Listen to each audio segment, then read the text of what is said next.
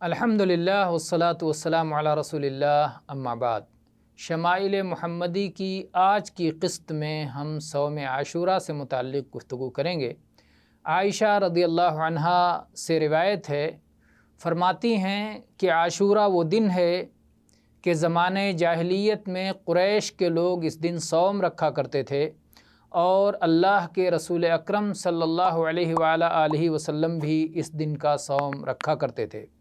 جب آپ مدینہ طیبہ تشریف لائے تب بھی آپ نے عاشوراء کا صوم رکھا اور صحابہ رضوان اللہ علیہم اجمعین کو عاشوراء کا صوم رکھنے کا حکم دیا۔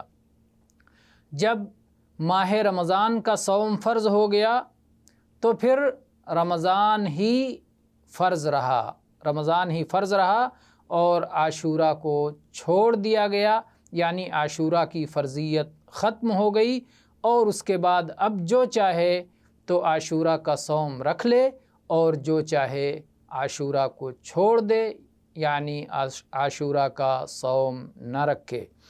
یہ حدیث صحیح بخاری، صحیح مسلم اور اسی طرح سے امام ترمذی نے اسے 753 نمبر پر روایت کیا ہے۔